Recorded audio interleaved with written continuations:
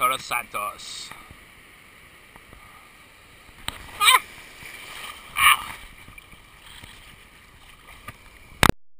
Alex is gonna show me how to surf.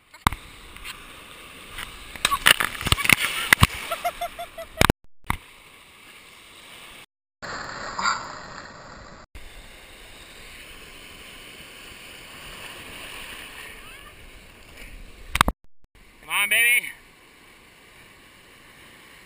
Nice. Wow.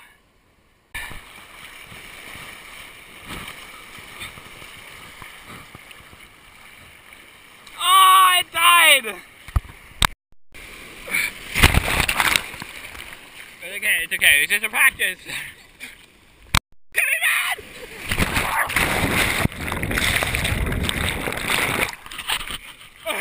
You okay? You okay? So you don't struggle. Motorcycle with surfboard carrier. That's really cool. I need one of these badly. Eat the cockroach! Eat the cock! Eat the cock! Ah! It's fast! It's fast! Eat it! Eat it! No! Did you get it? No, I shoot her away with the stick. Get her, Loki. I have no idea where it is.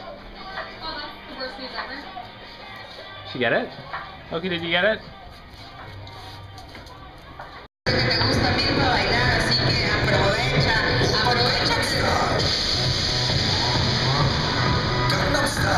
In water, and I find the scariest cockroach ever. It's big, scary.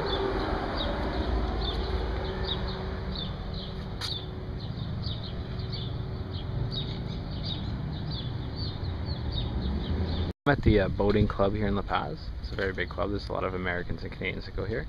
So I just put up 2 ads for work.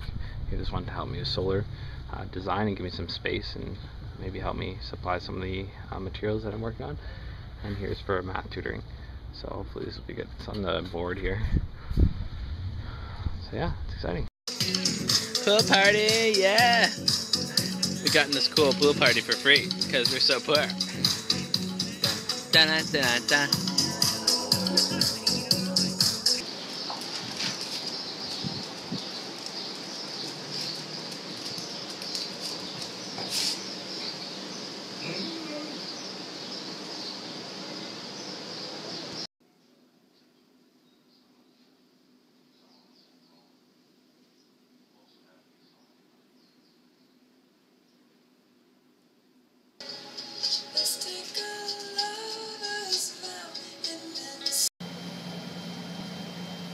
Getting ready to move. All packed up. Still packing up. Oh, you're putting food in there. That's a good idea. Is it strong? You don't have any boxes? Yeah. All our food. We should really eat all this. It's delicious. Empty cupboard. Just getting ready to pack. It's our last night at the old apartment. And there's a lot of my science stuff, the teeter-totter, pressure boiler, everything. But I have a lot of this kind of stuff, so we're just kind of packing up everything. Got our bags everywhere. There's a couple more parts here that we're packing. And it's just to show how much the science stuff I have. Here's a big pile.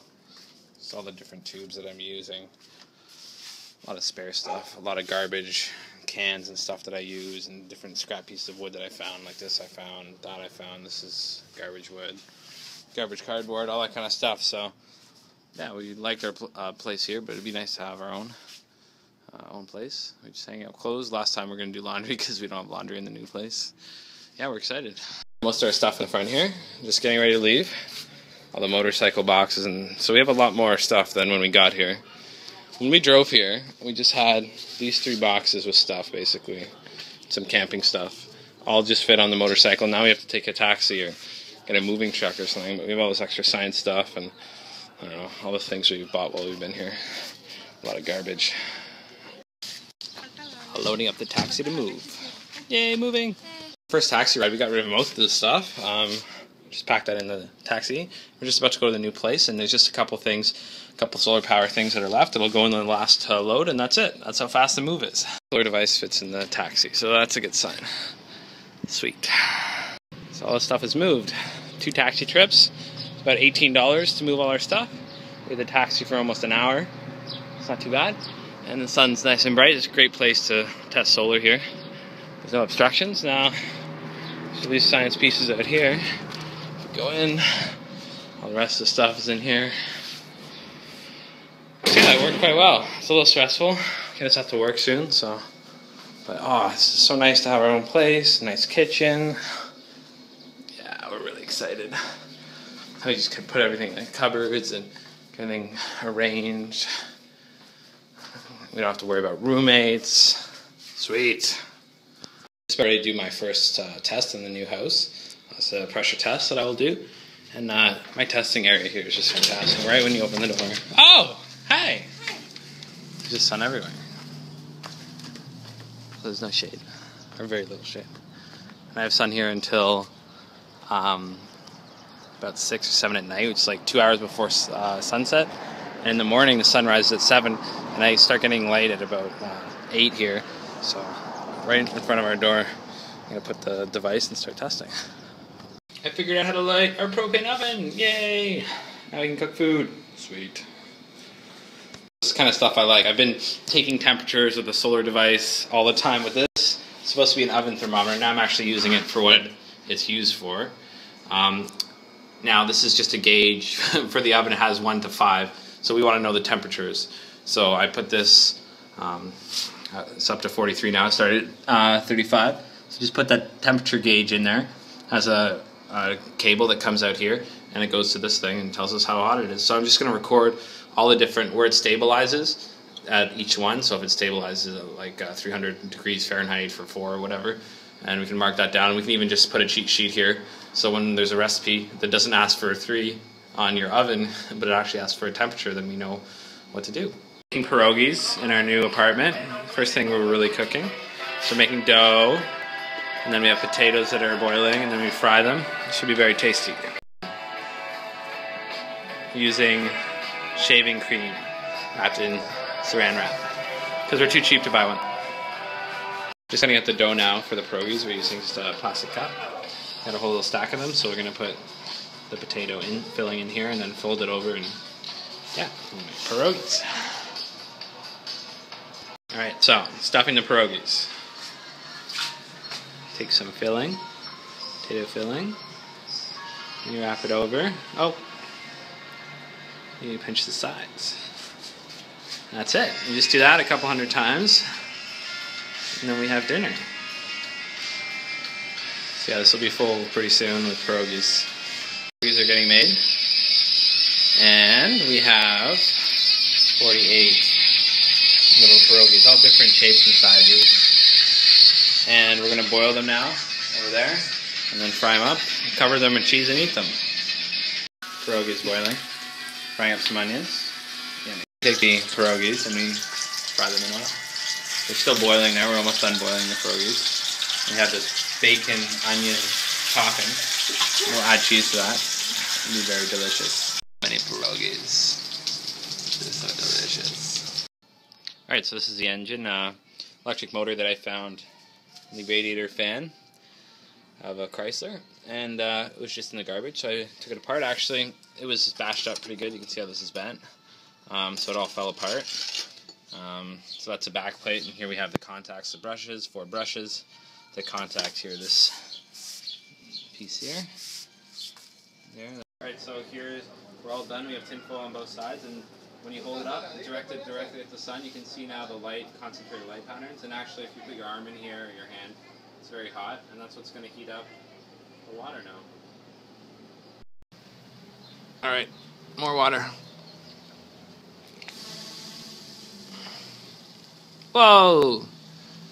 Camera got covered in steam. Probably wasn't good, and it just dries up really fast. All gets boiled off. All that sun going to that hot pipe. Wow. It's a lot of power. Alright, so it's late afternoon. It's after 4. And there's a lot of clouds up there as well. So the power is very low. We're only at somewhere like, we're below boiling. But it is boiling. I mean, in some places you can see the bubbles and everything. But it looks like our noodles are done. So these are completely cooked by sunlight. You can see the sunlight right there. Just trying to cook them again, but there you go. There it is. Noodles cooked from the sun. I could have made a lot more actually. I had enough water to make double this amount. And also in the middle of the day I can almost boil half a liter of water in the small unit and make more. And in the bigger unit I could make a lot more noodles. So here we go. Homemade noodles boiled from the sun.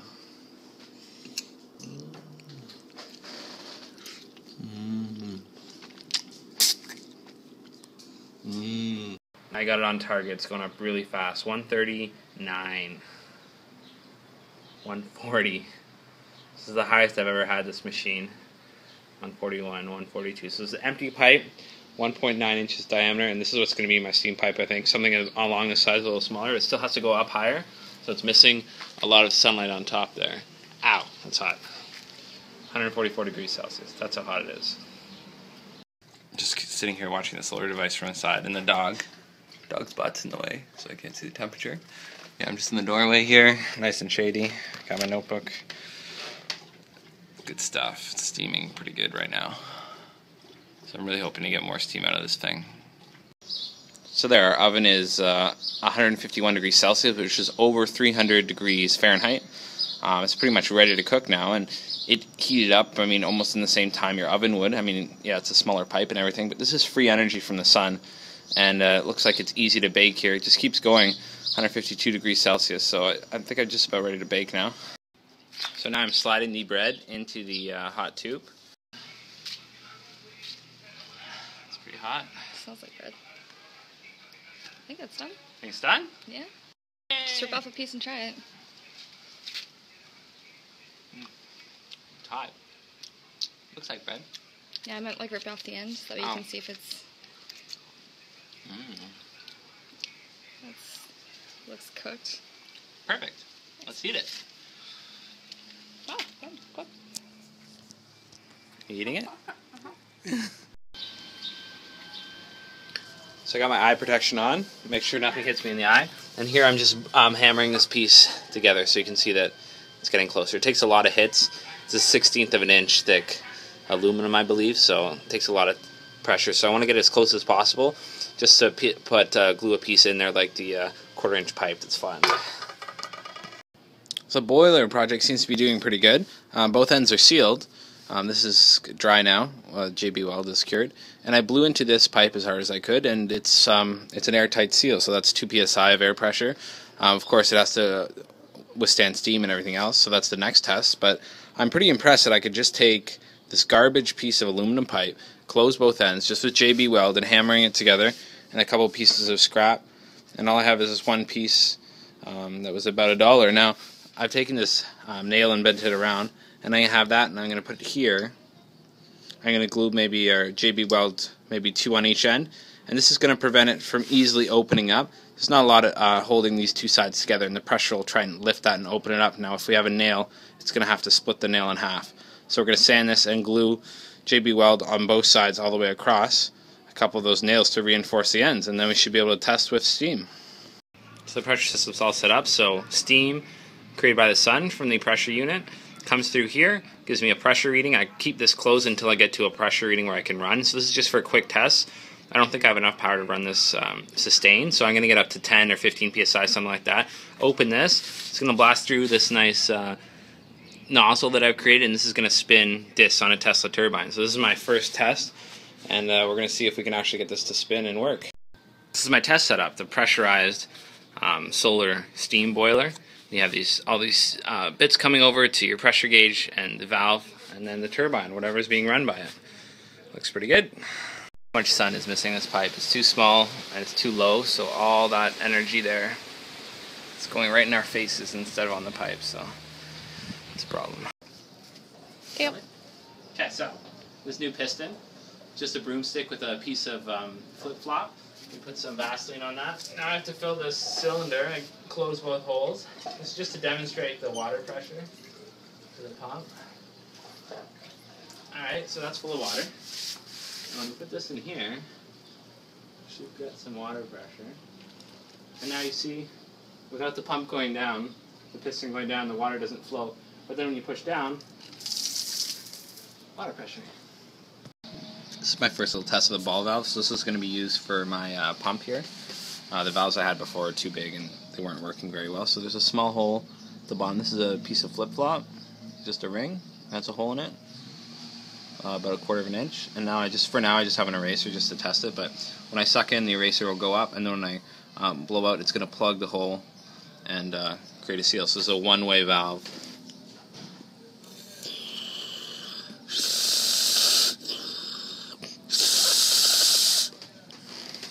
So I went to this VW dealership. I was suggested by this other place where I was asking questions about parts. So this guy gave me 2 fans and this water pump. So all I have to do is build a housing here, centrifugal water pump.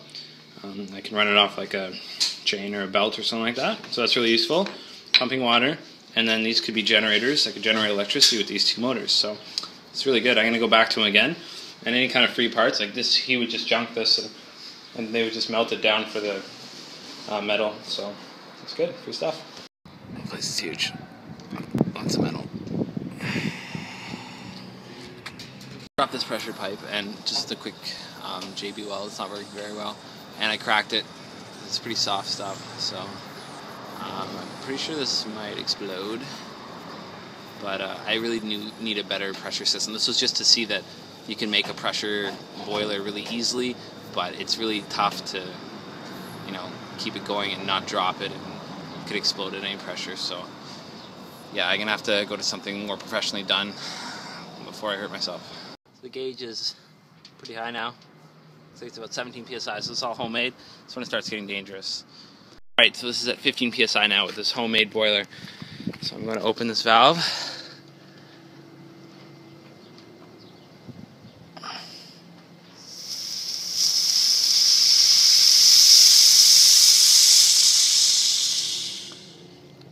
Beautiful.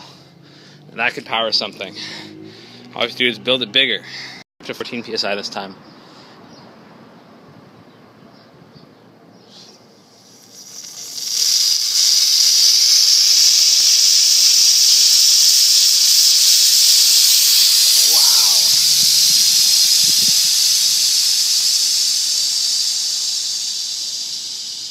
I feel like that was way higher than 14.